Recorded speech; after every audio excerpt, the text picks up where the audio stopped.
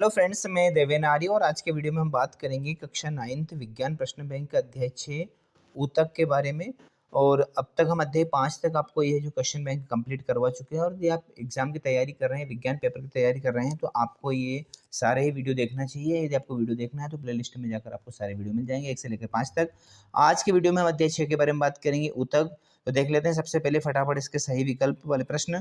पहला क्वेश्चन है आपका, निम्नलिखित में से कौन सा ऊतक पौधों के तनों की लंबाई में वृद्धि हेतु उत्तरदायी है। तो इसका आंसर आएगा शीर्षस्थ विभाज्योतक। ठीक है, यानी कि जो शीर्ष पर पाया जाता है वो तनों को लंबाई में बढ़ाता है। जिन मांसपेशियों को हम इच्छा अनुसार गति करा सकते हैं उन्हें क्या कहते हैं? उन्हें कहते हैं, है ना, ऐच्छिक पेशी। ओके। और ये भी कह सकते हैं कंकाली भी, रेखित भी। तो इसका तो सही आंसर द आना चाहिए। ठीक है, सही आंसर इसका द आएगा, उपरोक्त तो सभी। क्योंकि ऐच्छिक पेशियों को ही हम रेखित पेशी भी कहते हैं और कंकाली पेशी भी कहते हैं। थर्ड है, कार्डियक पेशी पाई जाती है। किसमें पाई जाती है? हृदय में पाई जाती है। तंत्रिका ऊतक की कार्यात्मक इकाई कौन सी होती है? तो न्यूरॉन होती है। सबसे इंपॉर्टेंट प्रश्न। पांचवा है, कार्डियक पेशी होती है। तो कार्डियक जो पेशी होती है, जो हृदय की पेशियां होती है, वो एक केंद्रिकीय होती है और एक ही प्रकार की कोशिकाओं का समूह जो संरचना कार्य में समान होता है वो क्या कहलाता है? ऊतक कहलाता है। कौन सा ऊतक पौधों के तनों की मोटाई में वृद्धि हेतु उत्तरदायी होता है? तनों की मोटाई। ठीक है, मोटाई के लिए जो है सही आंसर इसका आएगा स वाला, पार्श्व विभाज्योतक, जो उनकी मोटाई को बढ़ाता है। तने की अनुप्रस्थ काट लेने के पश्चात काट को कांच की स्लाइड में रखते हैं। कहाँ पे रखते हैं? ग्लिसरीन के ऊपर रखते हैं। ठीक है। नवा प्रश्न है, जलीय पौधे जल में क्यों तैरते हैं? तो जल में क्यों तैरते हैं? क्योंकि उनमें एरेन काइमा होता है। और प्रकाश संश्लेषण के लिए किस गैस की आवश्यकता होती है? कार्बन डाइऑक्साइड गैस की आवश्यकता होती है। खालिस्तान देख लेते हैं।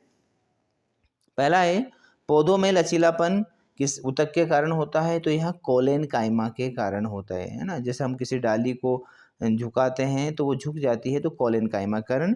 फेफड़ों की श्वसनी में कौन सी पेशियां पाई जाती है? तो अनैच्छिक पेशियां पाई जाती, अनैच्छिक। ठीक है।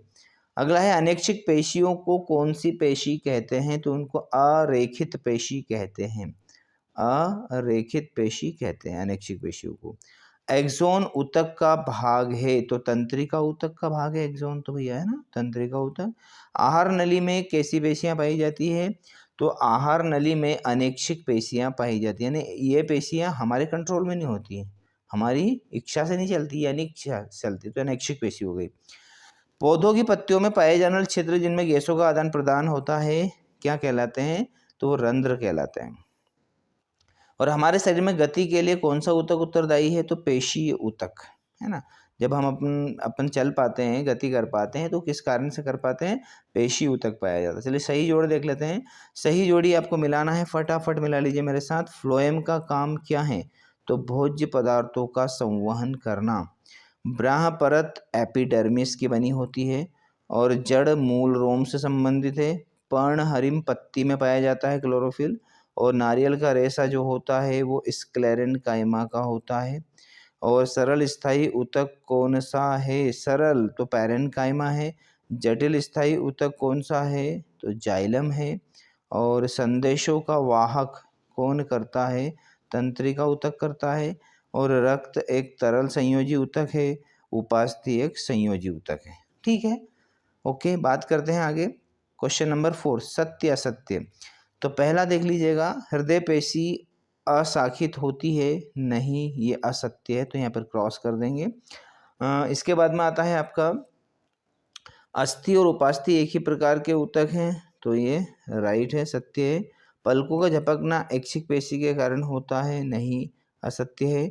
और इसके बाद में चौथा है, पाचन की क्रिया अनैच्छिक पेशी के कारण होती है ना। तो पाचन की जो क्रिया होती है ये बिल्कुल सत्य बात है, अनैच्छिक पेशी के कारण होती है। और इसके बाद में बात करें, रक्त के द्वारा भोजन एक अंग से दूसरे अंग तक पहुंचता है। नहीं, गलत बात है। स्क्लेरन काइमा मृत कोशिकाओं का बना होता है। सत्य है। और मरुस्थलीय पौधों में धसे हुए रंध्र पाए जाते हैं। ये भी सत्य है। ठीक है। चलिए, अब क्वेश्चन नंबर 5 है, एक शब्द एक वाक्य में उत्तर आपको लिखना है। वे ऊतक जो निरंतर विभाजित होते रहते हैं उन्हें क्या कहते हैं? तो उनको कहते हैं वृद्धि या विभाज्योतक। जो निरंतर विभाजित होते हैं, वृद्धि या विभाज्योतक। ओके। अब सेकंड क्वेश्चन है, लाल रुधिर कणिकाओं का जीवन काल कितने दिन का होता है? तो उनका जो जीवन काल है वो 120 दिन का होता है। ऐसे ऊतक का नाम लिखिए जो लंबी एवं अनियमित ढंग से कोनों पर मोटी होती है। तो कोलेन काइमा। क्या नाम है इनका? कोलेन काइमा। मरुस्थलीय पौधों की बाहरी एपिडर्मिस में क्यूटिन का आवरण क्यों पाया जाता है? इसलिए पाया जाता है कि ये जल अवरोधक का काम करता है, ठीक है। और पेड़ की बाहरी सतह पर छाल पाई जाती है, इसमें कौन से पदार्थ का जमाव होता है जो पेड़ को सुरक्षा प्रदान करता है? तो ये सुब्रीन, क्या आएगा इसका? सुब्रीन का जमाव होता है। संवहन ऊतक किसे कहते हैं? तो जाइलम और फ्लोएम संवहन ऊतक कहलाते हैं, ठीक है। एपिथेलियम ऊतक का एक कार्य क्या है? तो उसका कार्य है ये जंतुओं को, है ना, जंतुओं के शरीर को ढकता है और उनके शरीर के ऊपर एक परत का काम करता है, ओके। पौधों से पानी वाष्प बनकर उड़ता रहता है, क्रिया क्या कहलाती है? तो ये वाष्पोत्सर्जन कहलाती है, वाष्पोत्सर्जन, ठीक है। और वसा संचित करने वाले ऊतक का नाम क्या है? तो वसा संचित करने वाले ऊतक का नाम है एरिओलर, क्या आएगा इसका? एरिओलर, ठीक है। तो फ्रेंड्स यहाँ पर मैंने आपको सारे ही क्वेश्चंस के आंसर बता दिए और सटीक बताए हैं। इस आपकी जो क्वेश्चन बैंक है ना, इसमें भी आंसर दिए हैं, लेकिन बहुत सारे आंसर जो है गलत आपको दे दिए हैं। तो यहाँ पर हमने सारे ही क्वेश्चंस के आंसर सही बताए हैं आपको।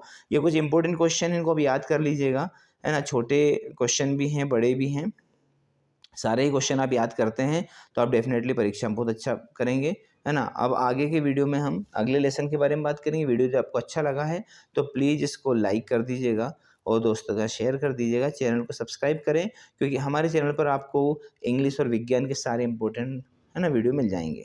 Thank you very much.